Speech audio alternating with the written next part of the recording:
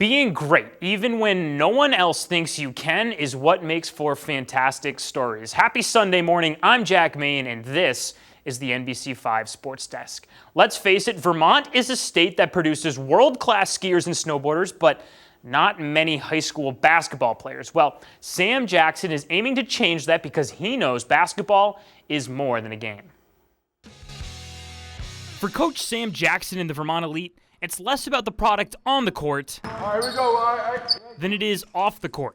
Last week, the 11th grade AAU team from the Champlain Valley captured a national championship in Orlando, Florida, the first in Vermont AAU history.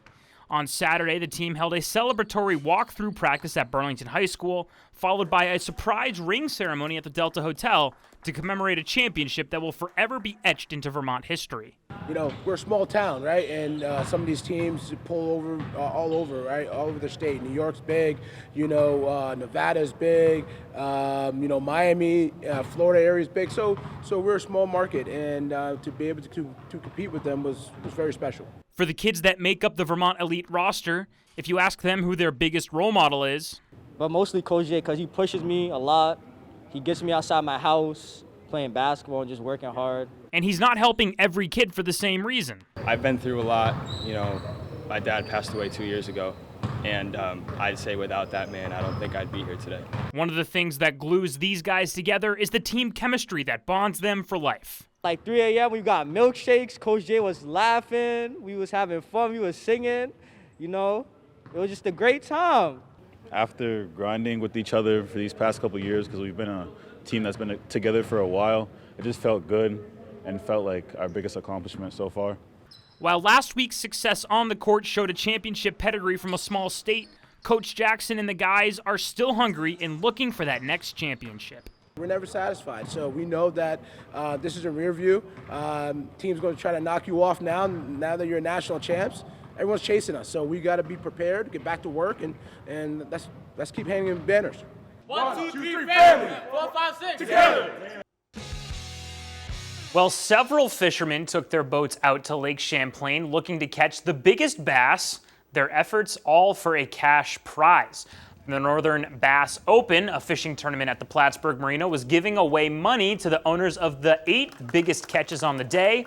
Brian LaBelle and Adam Dunkling from Heinsberg won today's event after reeling in a lunker largemouth bass weighing 6 ounces. They earned a $5,000 purse for the catch, but they had a rocky start to their morning. So the morning has started out really rough.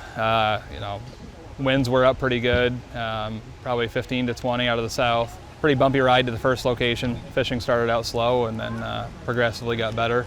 Wind laid down around noontime, so we got to get around to a lot of good spots. More fishing is in store for Plattsburgh this summer as the marina will host a 4-day fishing tournament at the MLF Pro Circuit starting next Thursday. Well, a couple nights ago, the Lake Monsters clinched their second postseason berth in as many years, and last night they celebrated the only way they knew how. Star Wars night at the ballpark. The Lake Monsters welcomed in the Worcester Bravehearts on a beautiful Saturday afternoon, but the dark side of the force would show itself early. Worcester up 9-0 in the 6th when the Lake Monsters would slowly start to climb back into it. Andrew Caneless grounds one to third, throw is high, and the Lake Monsters score to make it 9-1, but the line keeps moving. Jordan Kelly lines one into center field. 2 runs are going to score. And now, all of a sudden, it's 9-3. That's Georgia native Colby Brulette coming home with the run right there. Couple of batters later, the line's going to keep moving because guys get hit by pitches. With the bases loaded, and that forces in a run, and now it's 9-4. Next inning, pinch hitter Jimmy Evans, 3-run Johnson.